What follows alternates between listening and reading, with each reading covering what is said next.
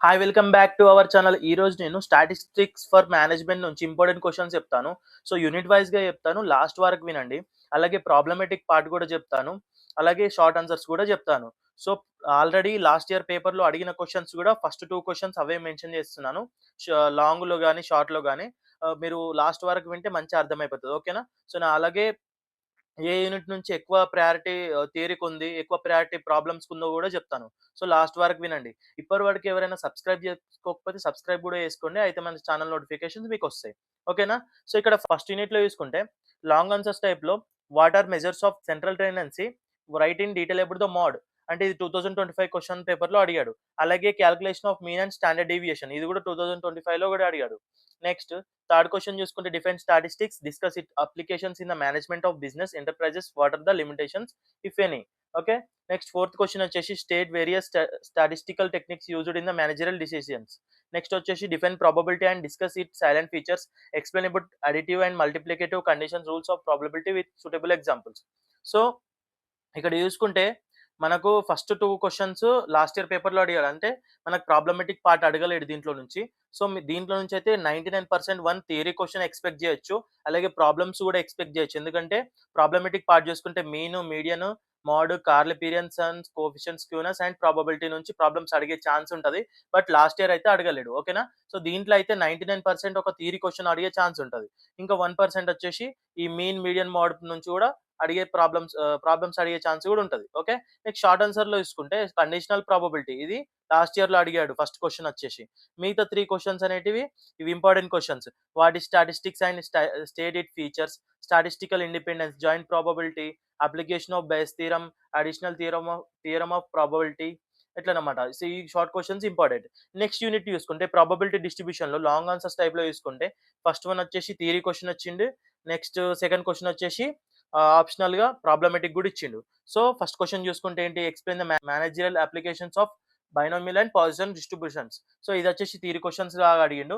Next problematic అడిగిండు ఇది. Okay. Next వచ్చేసి థర్డ్ క్వెషన్ చూసుకుంటే what is probability distribution?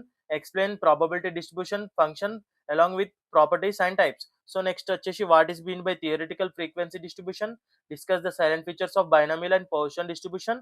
What is normal distribution? Also applications of it. So, ఈ 3 questions theory అనేది most important. అలాగే problematic part చూసుకుంటే based on probability and Poisson distribution and binomial distribution పైన problems అడిగే chance ఉంటది. ఓకేనా? So, ఇక్కడ distribution నుంచే ప్రాబ్లమ్స్ అడిగాడు. సెకండ్ క్వెషన్ వచ్చేసి లాస్ట్ ఇయర్‌లో. సో, చూసుకోండి ఈ ప్రాబ్లమ్ పైన ఈ క్వెషన్స్ పైనే మనకు ఎక్కువ అడిగే ఛాన్స్ ఉంటది. ఇవి మోస్ట్ ఇంపార్టెంట్ క్వెషన్స్. అలాగే నేను సెపరేట్ వీడియో కూడా చేస్తాను. ఈ క్వెషన్ ఎక్స్‌ప్లనేషన్స్‌కి అలాగే ప్రాబ్లమాటిక్ ఎక్స్‌ప్లనేషన్‌కి సెపరేట్ వీడియో చేస్తాను. నెక్స్ట్ షార్ట్ ఆన్సర్స్ టైప్‌లో చూసుకుంటే పాజిషన్ ప్రాబబిలిటీ ఫంక్షన్. సో, ఇది వచ్చేసి లాస్ట్ ఇయర్‌లో అడిగిండు. Next explain the properties of expected value of standard variable. అలాగే properties of Poisson distribution, normal distribution, difference between the binomial and Poisson distribution. So, ఇవొచ్చేసి short answers టైప్‌లో important questions. Next unit 3 నుంచి చూసుకుంటే sampling. శాంప్లింగ్‌లో long answer టైప్‌లో చూసుకుంటే మనకు first one వచ్చేసి theoretical ఇచ్చిండు. సెకండ్ వన్ వచ్చేసి ప్రాబ్లమాటిక్ ఇచ్చిండు. సో, శాంప్లింగ్‌లో చూసుకుంటే explain the methods of probability sampling with examples. So, ఇదొచ్చేసి theoretical question. Next second question వచ్చేసి ఇక్కడ మనకు ప్రాబ్లమ్ ఇచ్చాడు. ఈ ప్రాబ్లమ్ కంపల్సరీగా నేర్చుకోవాలి మనం. ఇటువంటి ప్రాబ్లమ్స్ 99% అడుగుతాడు. ఈ శాంప్లింగ్ చాప్టర్‌లో కంపల్సరీగా ప్రాబ్లమ్ అనేది ఎక్స్‌పెక్ట్ చేయాలి మనము. థియరీ అనేది ఎక్స్‌పెక్ట్ చేయకూడదు. ఒక్కొక్కసారి 2 ప్రాబ్లమ్స్ ఇస్తాడు. లేకపోతే థియరీ ప్లస్ ప్రాబ్లమ్ ఇస్తాడు అట్లా. సో, ఇక్కడ సెకండ్ వన్ వచ్చేసి ప్రాబ్లమ్ లాస్ట్ ఇయర్ ఇచ్చింది. నెక్స్ట్ థర్డ్ క్వెషన్ తీసుకుంటే what is sampling? Explain the importance of sampling in solving the business problems. Critically examine the well known methods of probability sampling and non probability sampling. Next question వచ్చేసి difference between the random and non random sampling methods. Explain in details అని random methods. అలాగే state explains central limit theorem. Next fifth one వచ్చేసి what is hypothesis and hypothesis testing. Explain the need for hypothesis testing. Discuss the formulation and process involved in hypothesis testing. Next, what is estimation? What are the properties of good estimator? So, ఇవొచ్చేసి theory ఆన్సర్స్‌లో theory క్వెషన్స్‌లో important questions. వీటిలో నుంచి అడిగే chance ఉంటది ఒకవేళ theory అడిగితే. ఒకవేళ ప్రాబ్లమ్స్ అయితే ప్రాబ్లమ్స్ బేస్డ్ ఆన్ శాంప్లింగ్ పైనే అడుగుతాడు. ఓకే. షార్ట్ ఆన్సర్ టైప్‌లో చూసుకుంటే నాన్ ప్రాబబిలిటీ శాంప్లింగ్ అనేది లాస్ట్ ఇయర్ క్వెషన్ పేపర్‌లో అడిగిన షార్ట్ క్వెషన్. అలాగే ఇప్పుడు ఇంకా ఇంపార్టెంట్ షార్ట్ క్వెషన్స్ తీసుకుంటే sampling and benefits of it, standard error, central limit theorem, అలాగే type 1 error and type 2 errors and probabilities of good estimator. So, ఇవొచ్చేసి short answers టైప్‌లో important. Next unit 4లో చూసుకుంటే మనకు లాస్ట్ టైమ్ 2 ప్రాబ్లమ్సే అడిగిండు. ఈ unit నుంచి 2 ప్రాబ్లమాటిక్సే అడిగిండు. ఫస్ట్ వన్, సెకండ్ వన్ వచ్చేసి ప్రాబ్లమ్సే అడిగిండు. ఇదొచ్చేసి సెకండ్ వన్ వచ్చేసి chi square test, first one వచ్చేసి one way ANOVA table.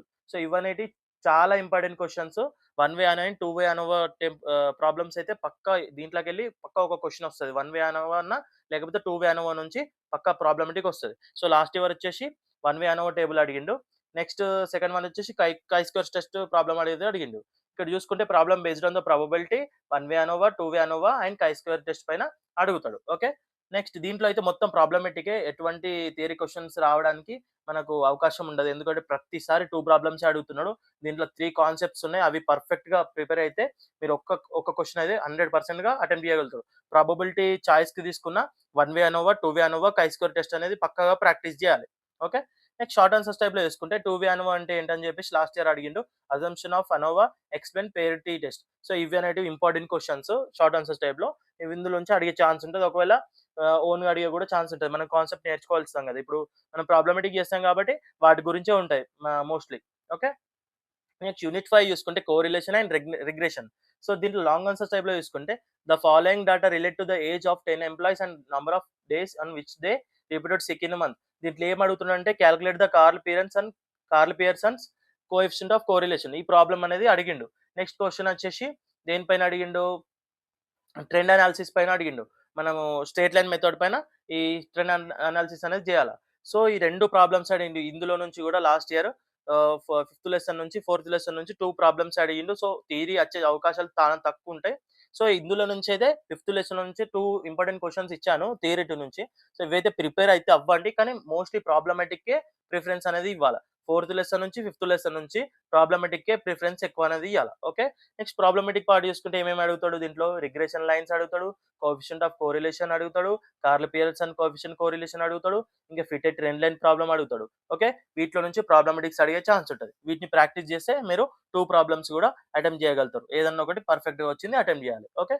Next short answer టైప్‌లో చూసుకుంటే ర్యాంక్ కోరిలేషన్ అది లాస్ట్ ఇయర్ అడిగిండు. Correlation analysis, scatter diagram, linear regression అనేది ఇంపార్టెంట్ షార్ట్ క్వెషన్స్. ఓకేనా? అర్థం కాకపోతే మళ్ళీ తిరిగి చూడండి. సో చూసుకుంటే నేను ప్రతి ఒక్క ప్రాబ్లమాటిక్ ఎక్స్‌ప్లనేషన్ చేస్తాను.